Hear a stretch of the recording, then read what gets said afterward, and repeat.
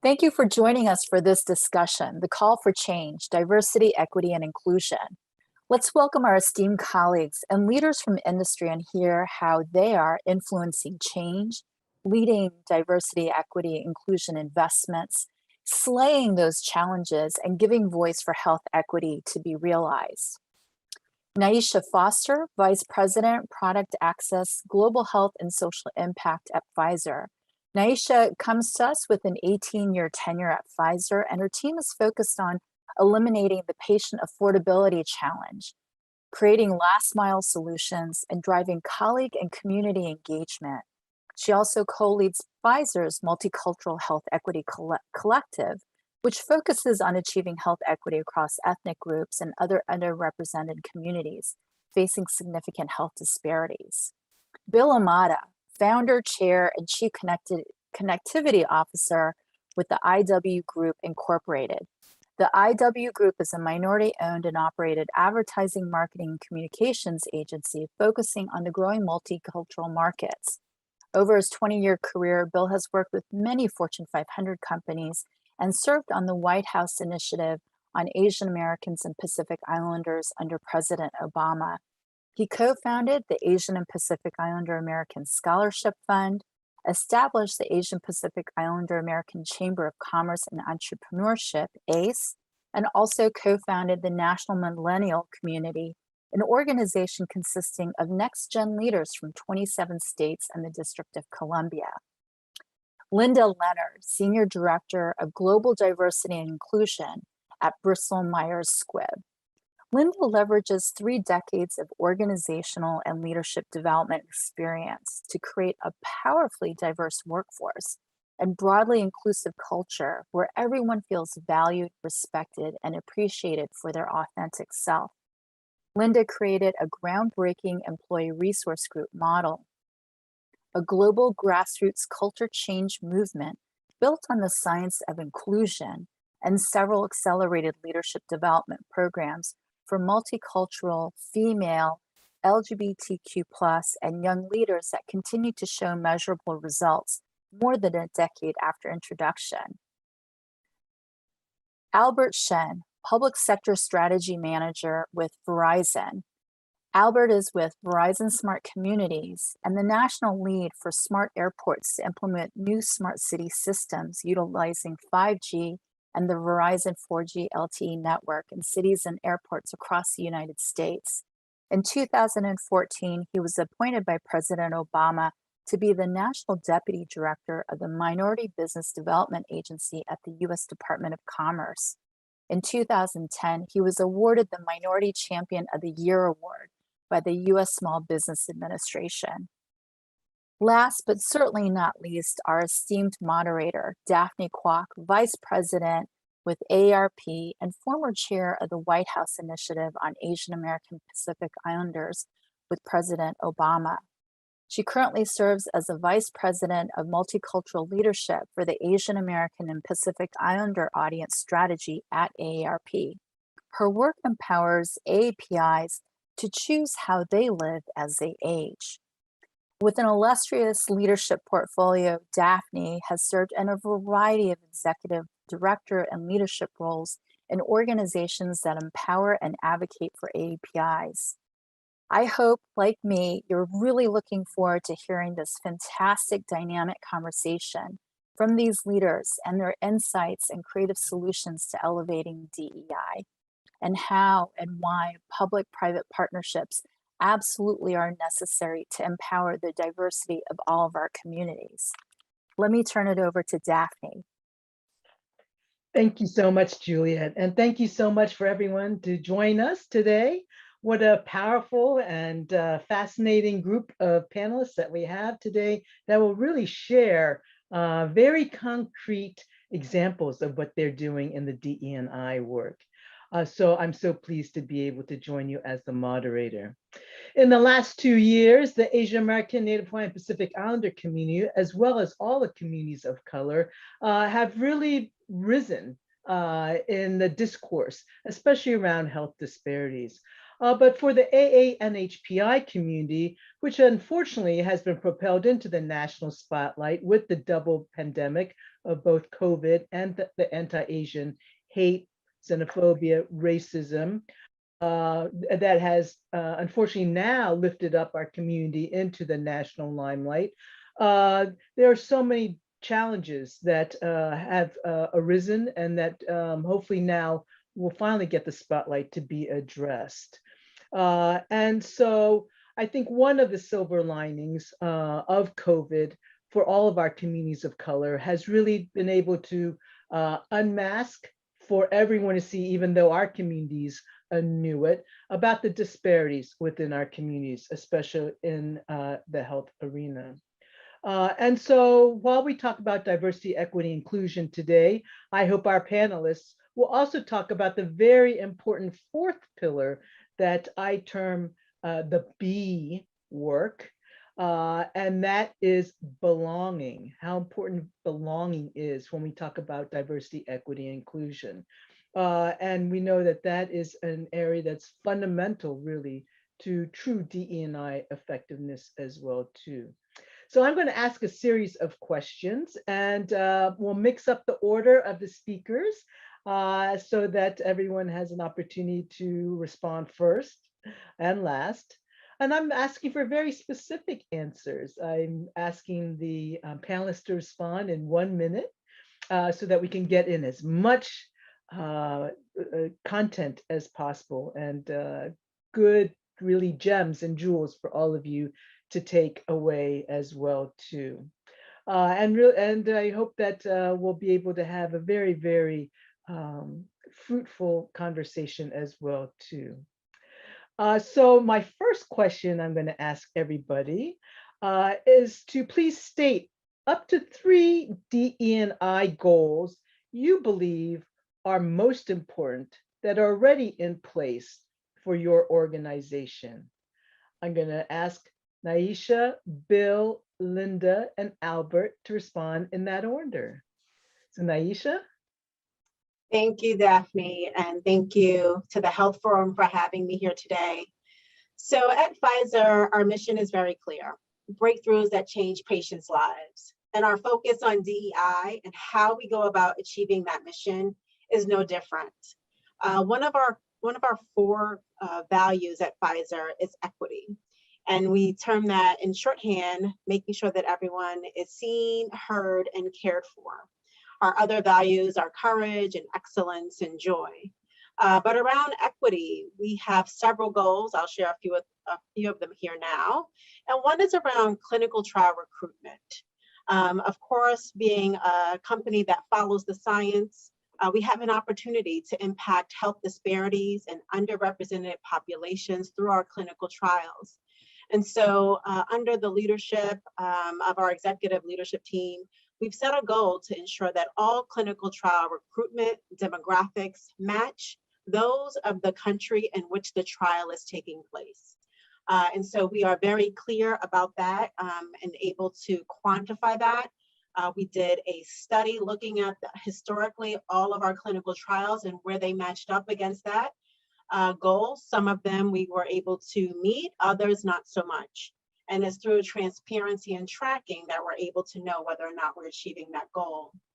Our CEO, Albert Bourla, in 2020 also announced Pfizer's 2025 Opportunity Parity Goal.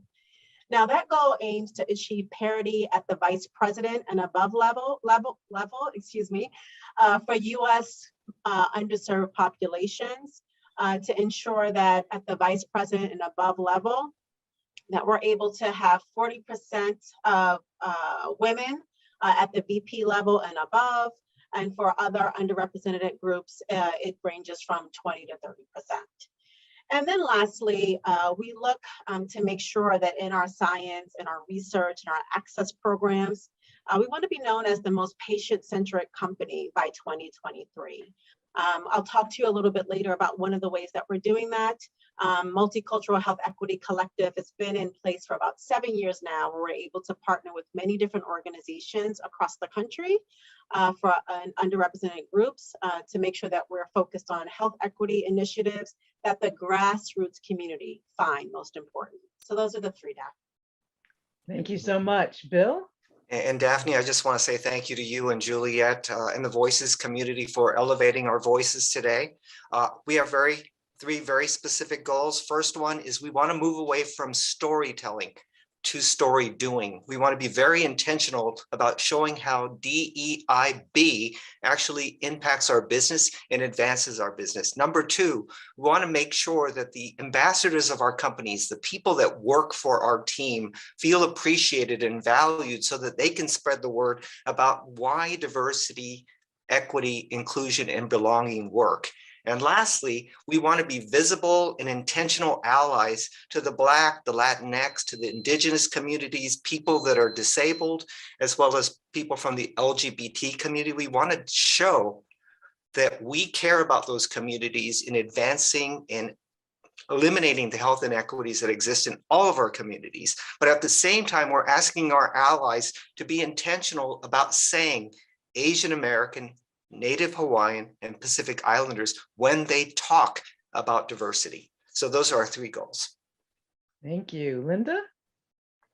These are great. And I'll say, very aligned with my colleagues at Bristol Myers Squibb. We have a vision for transforming patients' lives through science. And last summer, we made some very visible commitments to doing that because, as you can imagine, this is a very systemic challenge and requires a very systemic solution.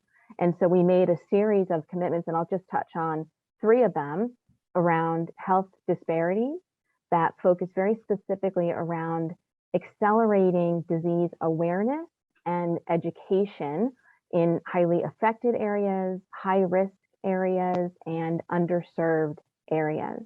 The second one, and I know that we're going to go into more of the details around these as we continue to talk, but also around clinical trial diversity. And, specifically, we want to increase both the diversity of our clinical trials and the reach of those trials. And so setting a bit of an accelerated goal around by 2022, we want to make sure that 25% of our US clinical trial research sites are in highly diverse communities. And then the third one I'll touch on is around workforce representation.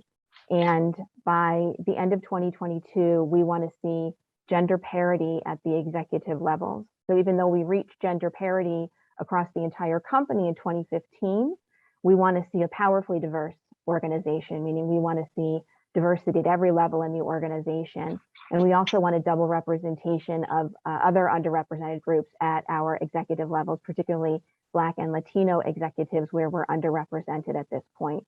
And we want to do it in a very transparent way and a very accountable way. Thank you. Albert?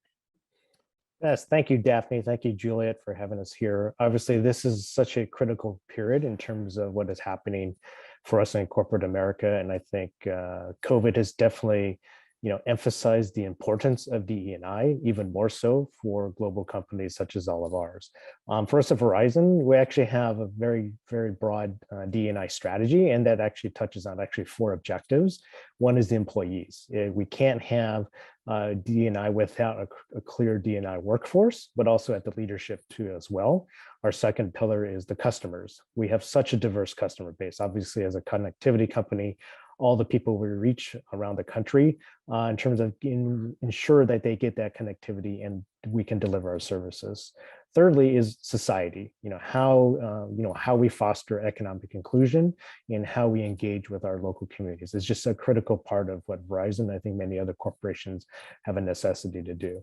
And fourth is the shareholders. They also have made it very clear that diversity and inclusion is an imperative, and that actually it is good, smart business practice too as well. So all those four pillars are very key parts of Verizon's D&I strategy in the long term.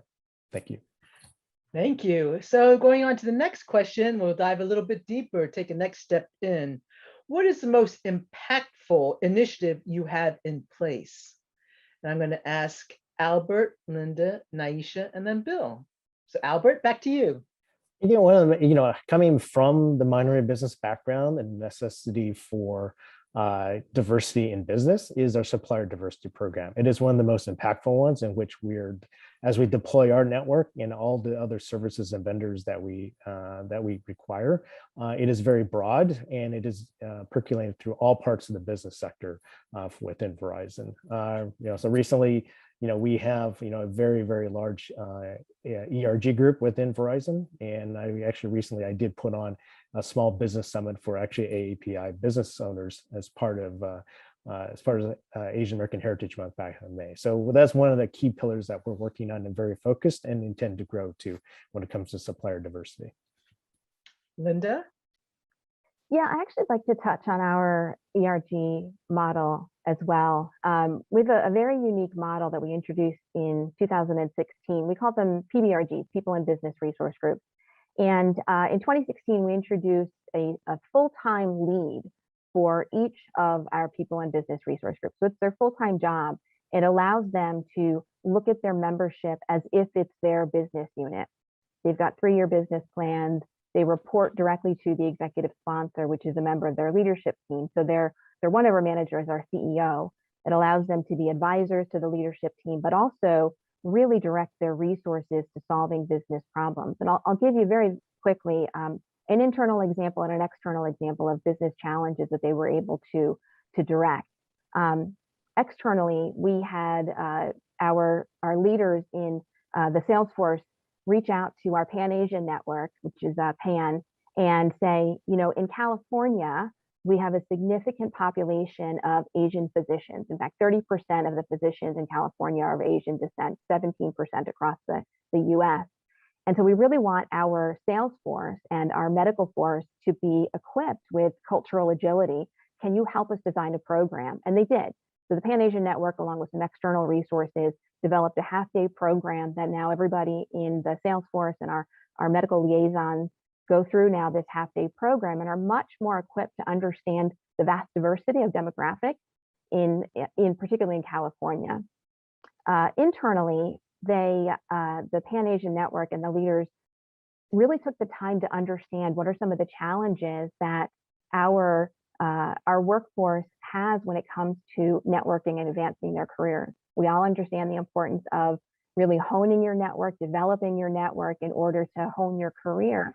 And what they learned was it wasn't just developing your network, it was making that initial connection. So they developed an app. They called it a Let's Meet app. And it helped make that initial connection for folks. A little bit like corporate online dating, but much more appropriate. And it allowed people in the Pan-Asian Network to make that connection. But not only that, we opened it up to the entire company, and it became really important during the pandemic. And it kept people connected during a time that we felt potentially separated. We made over 3,000 new connections all across the globe, all across geographies during a pandemic when we could have otherwise felt separated. Wow, it seems like that app, it seems like all of us are going to need that app. Yes, yeah, we should license it, right? Absolutely, absolutely. Naisha? I was taking notes, Linda. That's amazing. I was taking notes there too. Yeah, absolutely. I would say here at Pfizer, one of the initiatives that we're most proud of is one that I have the honor of co-leading with a colleague of mine, Melissa Bishop Murphy. And I talked about it at the beginning. It's called the Multicultural Health Equity Collective. And for about 7 years now, we've been partnering with organizations across the country that they're national in nature, and they have chapters in various communities. And what they're focused on is really having their ear to the ground and understanding the type of program that will work for that underserved community. And so at Pfizer, we come to those organizations acknowledging that they're the experts for their local communities. They know what will work and what won't. And we come to them and say, how can we either amplify that work? How can we support that work? And how can we integrate messaging that we know is going to help remove barriers, either to clinical trials, barriers to accessing care, or barriers to even having a healthy lifestyle. So the Multicultural Health Equity Collective, we partner with 40 different organizations Last year, even during the height of the pandemic, we had about 80 or so activities, so mostly virtual, of course. And one of them that I'm really proud of is we had an understanding the Latinx community in this instance, and that they get their information via radio most. We did a pilot program in 3 different cities across the country that was at local radio stations. We paired some of our medical experts at Pfizer with local trusted radio voices to bring health information to those communities. We talked about our patient assistance program, which we operate under the program called Pfizer RX Pathways. We talked about COVID, of course. We talked about oncology and getting screenings. So we use our insights that we really derive both on our own, but also from our partners to understand what will resonate and to help co-create those materials and bring them to communities that we serve. So I would say the Multicultural Health Equity Collective is certainly a bright spot in our D&I work here at Pfizer. Thank you, Bill. So Juliet mentioned the National Millennial Community. It is now called the National Millennial and Gen Z Community, an organization that we started just under 6 years ago. And what is so important about this organization is that it allows Gen Z and millennials to have a seat at the table to discuss the things that the inequities, the injustice that exists in our communities, and allow them to help us find solutions. Now, Juliet mentioned that we were in 27 states. This movement has grown to 44 states, red states, purple states, blue states. It includes Black, Latinx, Asian Americans, Pacific Islanders, Native Americans, people with disabilities, LGBT and non-binary people, vets, to really find solutions to the things that impact our country, health inequities, injustice, historical inequities. And when we get together, magic happens. And so one thing that is also important is that we do not exclude non-Hispanic whites in the group.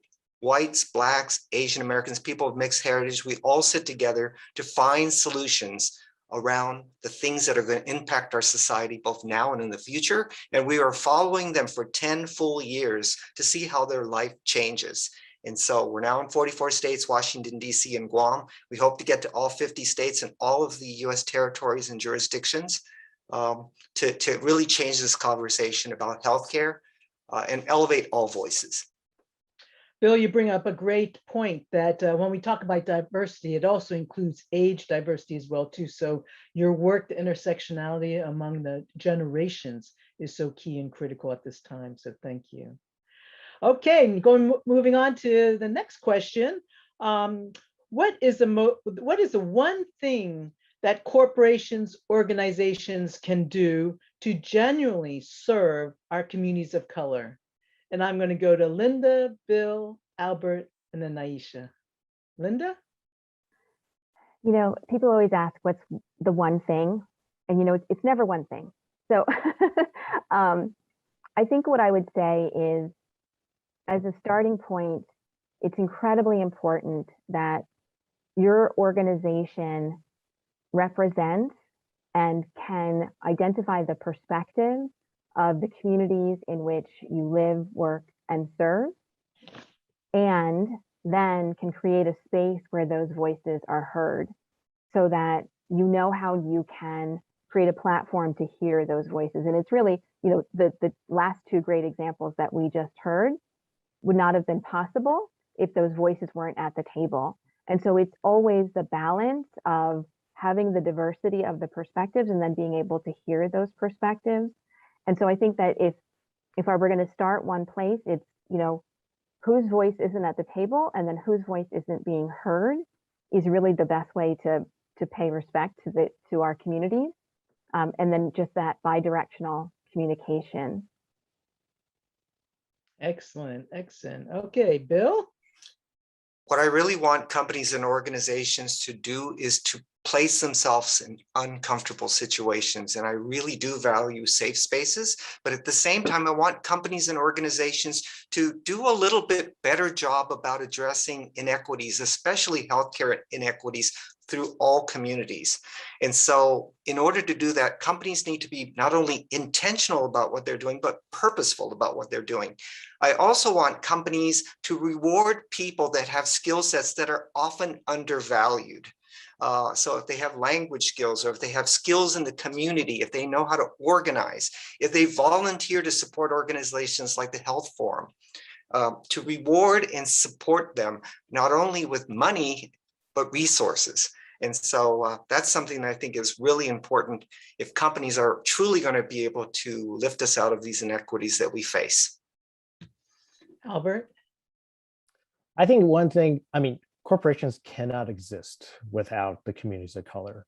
They are a key constituent. And one thing I think can be very impactful is to continue to hold us accountable on everything that we talked about, is to be assertive and don't be afraid to inform on what is important to the community and where you see deficits, because we do take those community engagements extremely seriously. And if we don't hear from you, then we don't know what to correct. So I would say definitely be forceful. The community groups are our customers, and we have to listen. And then it's upon us to, work collaboratively together with the community to identify what can be improved and what can we do to continue to, provide for the communities of color overall.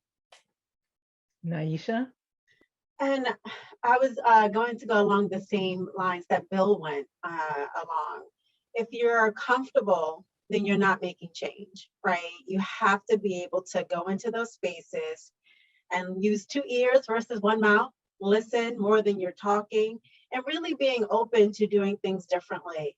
I recall a new leader came into Pfizer and was asking about the Multicultural Health Equity Collective and expected me to have a plan that was very detailed. But what we know is successful is that we need to meet people where they are. And so I don't go in with a ready set agenda saying, I need you to do X, Y, and Z. It's no, what do you need for your community? What are we able to do, and what do we need, and where can we meet in the middle? So we have to be open to doing things differently, not having a just push agenda, but really figuring out what we can build together. And if we're not open to change and doing things differently, we'll be having the same conversation in another 5 years, honestly. And that's something we definitely don't want, right? We have to move this ball forward now. Okay, and the next question. Please share the top 2 ways you measure DEI progress in your organization. And we're going to do Bill, Naisha, Albert, and then Linda. Bill? Well, first and foremost, for us, it's a journey. And so I tell and ask everyone in our organization to lean in and support an organization at the highest level. And so we're already on 30 different boards in community organizations. And that's one of the measures of success that we have, is that every person in our organization takes a leadership role and takes that seriously. And in order for us to get that to happen, we also incent them. If you do join a board of an organization and you lean in and you come up with the outcomes that are important to those organizations, you're going to get a bonus for that. And so that's one. And the other one is impact. What impact do you have? Have you been able to change legislation? Have you been able to write or expand the board? Have you been able to invite people that aren't at the table, which I believe Linda was saying earlier, and get them to be a part of this conversation? And like you said also, Daphne, this multi-generational need is very important. We are in a situation where 5 generations are now working closely together. And that's another indicator for us, is that how do you pull other generations into conversations so that we can solve some of the issues that we face collectively. Thank you, Bill. Okay, Naisha. Sure. So I would say 2 ways that we are through accountability and transparency. And so with accountability, our leaders actually have these objectives and metrics in their goals. And so they are being closely tracked. With transparency, I talked a little bit earlier about how we did a study of our own clinical trials to determine how we were measuring up against this new goal of making sure that the trials reflected the demographics of the countries in which that we are running our trials. And so with that type of, black and white, we have the numbers, we can track over time, and we are committed to continuing to publish that information and hold ourselves accountable and being transparent when we hit and when we miss. So I would say accountability and transparency are two ways that we're holding ourselves to the highest standards. Albert. Yeah, I'd say definitely follow the same line as Naisha's in terms of accountability, transparency, and advocacy. I think those are the main ways in terms of we're measuring success, both at the corporate level, but also at the mid-management too as well. It is embedded throughout the organization to all employees, to embrace and have difficult conversations. So that's one way we know, since the George Floyd tragedy had happened, the CEO did impress that we have these difficult conversations. So openness, I think, is another way. And as Bill also mentioned, to have those uncomfortable conversations, because we learn so much from each other when we open up. And actually, I think helps to perform better for all of us within the company. So overall, I think that metric of just being open is, I found, one of the most powerful ways that we have found to be able to move the needle on D&I. And Linda. Yeah, I think there's an individual accountability where all of our managers of people, all of our global leadership team have individual objectives around survey results that have a link to inclusion, as well as an overall objective for the company around achieving our people strategy, which has a clear component around diversity and inclusion. And that's something that I've seen over the years. I've been with this company for 3 decades now, and something that's been fairly consistent over the years, which is nice to see. The other thing that we added at the end of 2019 was one of our core values now is inclusion. So, throughout the year, as we're measuring individual performance against not just objectives, but behaviors, how are we achieving our objectives? Everybody now individually is being measured on inclusion along with all of our other values. And so that's nice to see that it's an individual accountability as well as a company-wide accountability. And, we're a very data-driven company. We love our dashboards. So our commitments that I spoke about early on, we've got a dashboard against that, and we're externally reporting progress against those commitments as well, which helps to hold people accountable. Okay, for the next question, I'm going to ask you to raise your hand if your response is yes to this question. So raise your hand if answer is yes. Your organization ties financial incentives to DE&I work. And so we did hear from Bill. Any of your other, okay, Albert, Linda, and let's see. Oh, Naisha. Okay, there. I had to change so I could see your pictures. Okay, well, that's really great. Okay, so all 4 of you really do tie financial incentives. And I think that's, would you say, is a best practice for all institutions to follow as well too? I think that is one. Okay, next question. And this one's just for Naisha and Linda. Since you guys are in the pharmaceutical arena, can you share the major change in clinical trials due to DEI initiatives? So I'm going to have Naisha go first and then Linda. Sure. So we have a long commitment to diversity in clinical trials. And I would say when I first came into business, I always believed that where companies were putting their money, that's what they truly value. And we're doing the same thing in our clinical trial space. We have several team members that are focused on specifically diversity in clinical trials. We have a decentralized clinical trials team that's working on different modalities to help reduce barriers and burdens for our patients. So they're considering how to integrate things like telehealth, of course, home health, flexible sample collection. If you think about getting diverse populations into your trials, you can't expect them to leave their job that's paying them hourly to travel 200 miles to go to, a facility to be in a clinical trial. So we're really thinking about that patient journey and how to remove those barriers to help those that we most want to include in our clinical trials to ensure our medicines are effective in that. So those are a couple of things. We're doing things like wearables and sensors, mobile units as well. So those are a few that we're trying to really move forward quickly to make sure that we are living up to our commitment of diverse clinical trials. Thank you. Linda?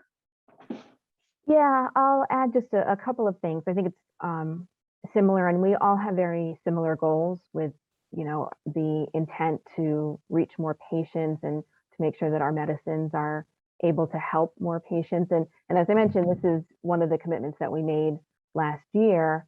And certainly what I mentioned was the 25% of our US clinical trials will be in highly diverse communities by 2022.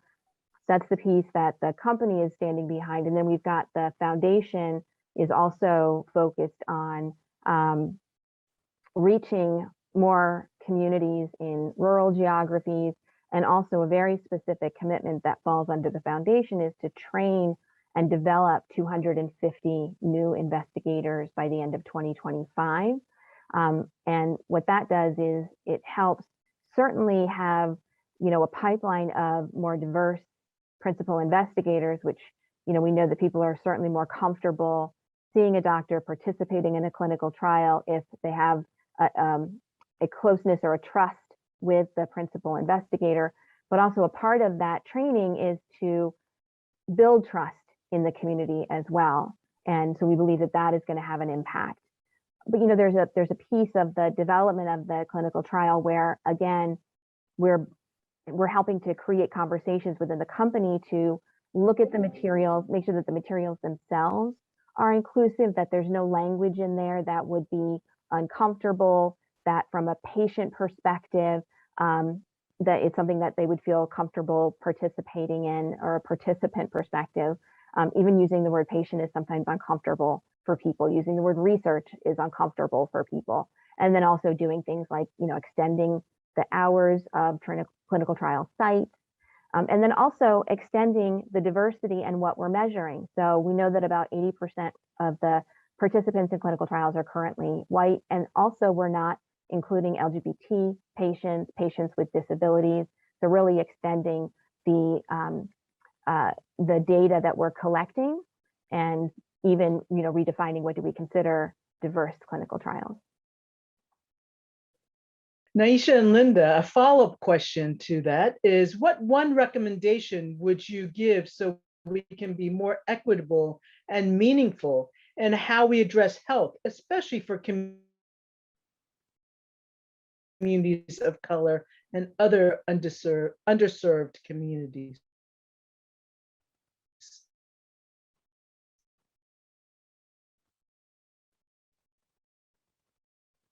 I'll just So go. maybe Naisha and then Linda. Excellent, will do.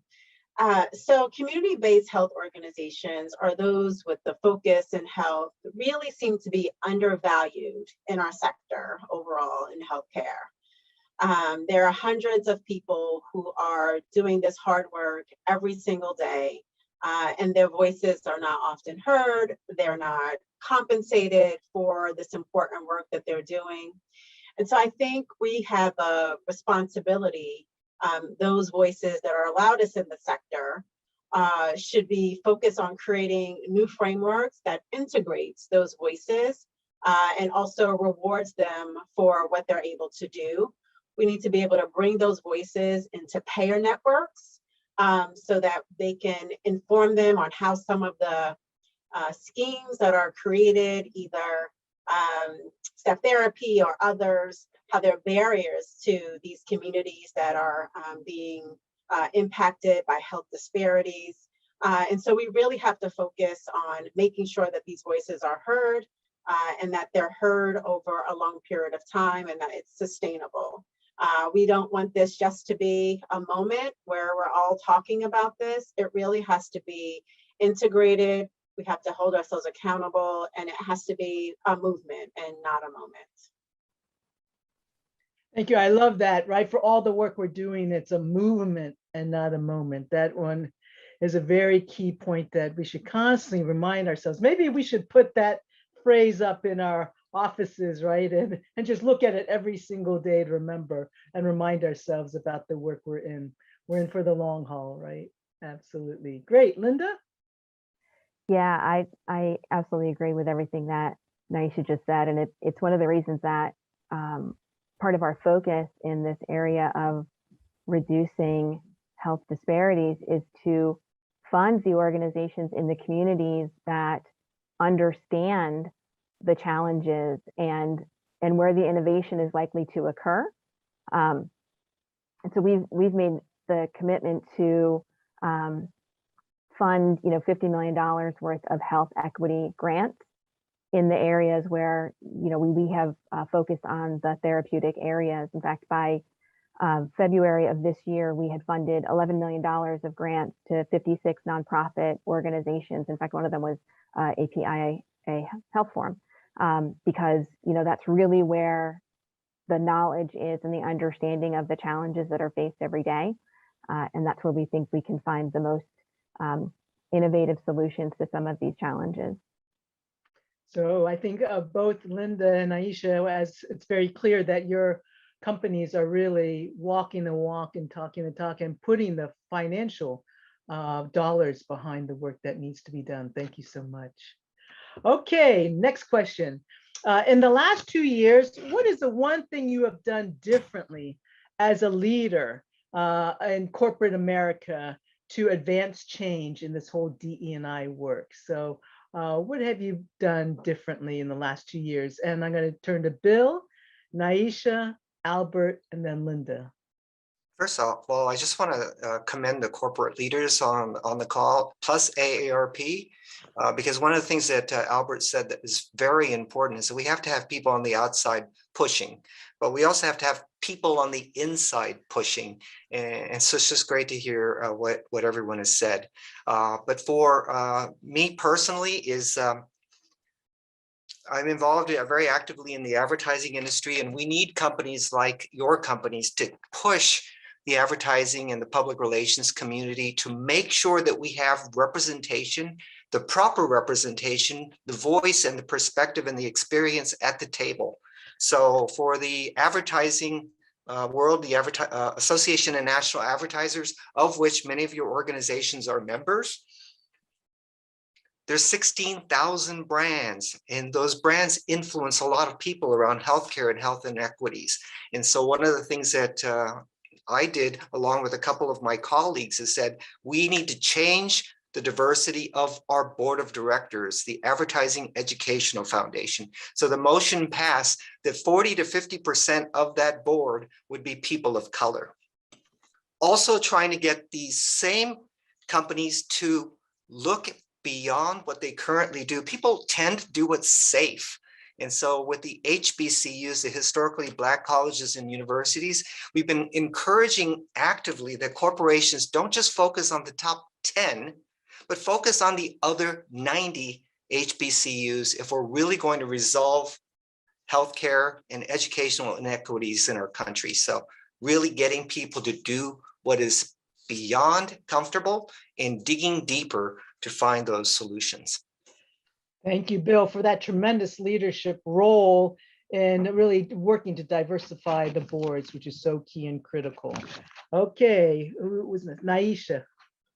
I just want to applaud Bill. That's amazing. I always say, we look at the top tier and everyone throws all the money at them and then everyone else gets forgotten. So that's wonderful that you're pushing for that. I would say personally, I've just been more nurturing, I would say, in the last year. Nurturing of those who are new into our organization, nurturing to those who may reach out to me randomly on LinkedIn to say, how can I do X, Y, and Z? So really just making sure that I'm using my position, this title that people see as lofty, but I just see like a little girl from Brooklyn. But really showing them that they can do just what I'm doing, right? And really connecting them to people in the organization. I always say I may not know everything, but I know someone who knows something. So really leveraging my network to those who I know are really serious about making a change in health equity, using their voices to impact others. And so really just being more open and being a connector and a convener of different people. I've been doing that more and more over the last, I would say, year and a half. Well, fun fact about Naisha that I read in her bio. So a little girl from Brooklyn, I think it's pretty cool that you were responsible for forecasting the National Football League's annual salary cap. Yes, Oh ma'am. my goodness. It's like, I think there are a lot of people that want to find out from you, wow, that must have been the coolest job and role ever. So it's like, that's really cool. So fun fact, reading people's bios. So I'm glad you put that in there as well too. Okay, Albert. Yeah, I think, yes, some very small things that I think are very impactful. I deliberately will try to help when there's younger, junior, mid-level API employees that are up for promotion or moving jobs, is to send a simple thank you recommendation to the hiring manager and tell the story of how this person has been successful, especially in the ERG itself that we've been volunteering in, because it demonstrates a leadership opportunity and elevates the visibility. And we also have an internal spot award system where you can actually formally give an award to somebody for a job well done. It usually equates to a small $25 certificate or some type of other recognition.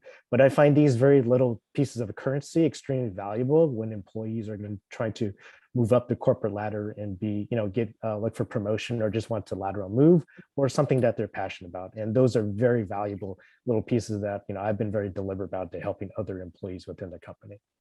I think that's so key, especially for AANHPI employees, right? Who are more on the quiet side, don't want to self-promote. And I think that for those of us in leadership roles, it's so key and critical to be able to help elevate them, put them out in front of leadership as well, to give them that visibility. So kudos to you there. Linda?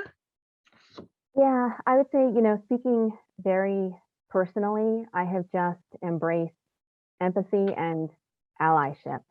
So, as an observant Jewish woman whose second child was born with multiple disabilities and has a transgender daughter, I've been deeply moved by the hate crimes in the last several years against many different identities.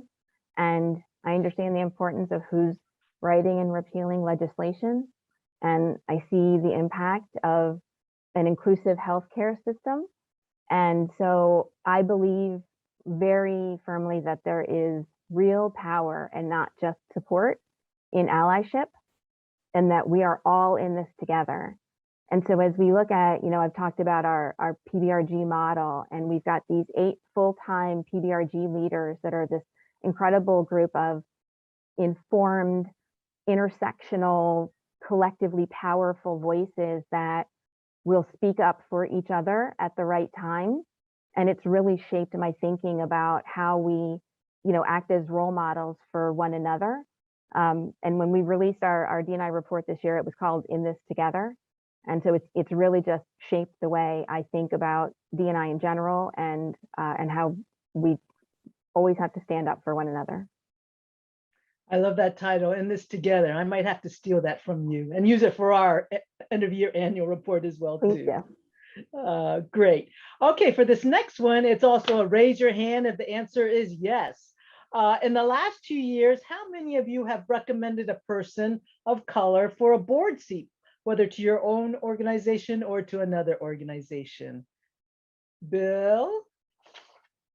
All right. Well, hopefully we can get more people to constantly recommend people to board openings, and organizations, corporations, we all know they're looking for people, right? And so I think if they can come with recommendations that are vetted from those of us in leadership, I think that hopefully we'll be able to continue to fill leadership roles through our recommendations. Okay, and the last question I have before we close this out is, in your DE&I work, can you share one example of how you address the diverse AANHPI communities to address their diverse needs? So we'll go with Naisha, Albert, Linda, and then Bill. Naisha? Thank you. So one of the programs I have the great fortune of leading here at Pfizer is our patient assistance program. And in that work, we always have information that's in English and in Spanish Our engagement with our various API community-based organizations has really driven us to make sure that we're putting all this information in different languages as well. We know there are many different dialects, but it's so important, especially when you come to the US and you're looking for healthcare, understanding that Pfizer has a program that can help those with and without insurance. The information needs to be accessible. You need to be able to call in and speak to people in different languages, read materials to determine whether or not help can be available for you. So really focusing on ensuring our materials are in different languages to make sure that the information is accessible to all. Thank you. Albert?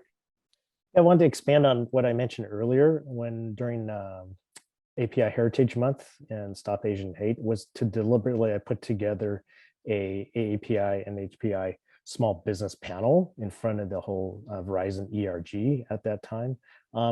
What I did was I took an existing supplier, previous supplier, and one that had actually grown their business and left because of their success in being part of Verizon, to highlight the challenges that they had faced during COVID and Stop Asian Hate, and what else we can do as a company to help improve them and integrate them in other parts of the business of Verizon. Because these small businesses are just a critical arm of our supplier diversity and our supply chain. And without that success, we can't be successful. And I found that, and one of them actually had 5 million views on our Twitter feed after that whole fact. So it was an amazing moment to highlight the importance of AA and HPI businesses in our supply diversity program. Albert, I think that's also best practice that hopefully everyone that's listening can incorporate within their organization. Yep. I'm going to talk to you more about that one to see what we Absolutely. take that as a model as well too. Okay, Linda. Yeah, I'm writing that one down as well. Yeah, so we have we launched an inclusion knowledge center last summer when there was a need to very quickly provide information to the organization to understand how to support our colleagues. And so, you know, recently we've added information around how to intervene when somebody is being harassed, how to be an upstander and not a bystander, how to have courageous conversations in the workplace around things like racism or politics and whatnot. And our Pan Asian Network has started a series called, you know, Asian Voices, so that we don't talk about the Asian community as a monolith, so that there's an understanding of the differences across the community, and that we've now put faces to those stories. And, you know, it has been so moving and powerful, and will hopefully continue to be a series of courageous conversations for a long time to come. Excellent, excellent. Thank you. And Bill. So for us, we are placing a lot of emphasis on the Native Hawaiian and Pacific Islander communities, communities that I feel sometimes are overshadowed by the larger Asian American community. So 2 major grants, one to promote entrepreneurship, because there's so many people that have great ideas to build businesses, and so a grant there, but also a grant to kind of allow the Native Hawaiian and Pacific Islander communities to have their own voice, a little separate from us. They're still allies to Asian Americans, but allow them to, you know, determine for themselves where they want to take their community, especially around health and health inequity issues. And finally, bringing the Native Hawaiian and Pacific Islander communities to the forefront in discussions about representation, about hiring and talent in front of the big screen, behind the big screen, and behind the little screen and in front of the little screen. So getting them to have talent in front of the public so that they can see that their community is important and vibrant. So Bill, so your group, IW Group, is actually providing the grants to the NHPI? Yeah, so we gave a grant to Epic, and we gave a grant to Pick to, you know, which is Susie's group. Susie's group has a whole entrepreneurship program. And so that entrepreneurship program is to identify these Pacific Islanders that want to start businesses. And as you already know, access to capital is a problem. But Tavai Samaelu from Epic also wants to kind of have a broader discussion about how Pacific Islanders and Native Hawaiians could have their own voice in determining their healthcare outcomes. And so those grants were from IW Group. So kudos to you as a company, right? So you are not a corporation, you are not a large entity, but yet you yourself have taken the role to actually give grants, to utilize your resources of your company to give back to community. So kudos to you on that. And I think that absolutely is the best practice. So you don't have to be large, huge multinational corporations to give back, right? Even smaller entities can as well. So thank you very much for that. Okay, as we close it out for today, I'm going to ask each of you for just one word, so really important word to answer this question for me. Can you give me one word that sums up your hope for the DE&I and hopefully B work that you are doing in your organization for 2022? So one word, and I'm going to throw it open so you guys can answer in whatever order you'd like. So who would like to go first? Sustainability. Sustainability, okay. Allyship. Allyship. Bold. Bold. Bold, okay. One word. Bill, just one. Wow, it's One hard to get him powerful stuck. word. You have to go on to another panel to give your Impact. There you go. impact. Okay, so we have from this illustrious panel, their hope for 2022 for their organizations: sustainability, allyship, bold, and impact. And I think all four of those words pertain to each and every one of our organizations that we are part of. So thank you so much for sharing. And I hope all of you that have been listening have taken copious notes. As you can see, I got my purple pen on my notepad here. I've gotten a lot of great ideas I'm going to take back to our team at AARP in our Office of Diversity, Equity, Inclusion that we can use as your models and implement for our work as well too. So I really want to thank you and thank API Health Forum for this conversation, and thank you so much to each and every one of you. Thank you, Thank you. Daphne. Thank you. Thank you.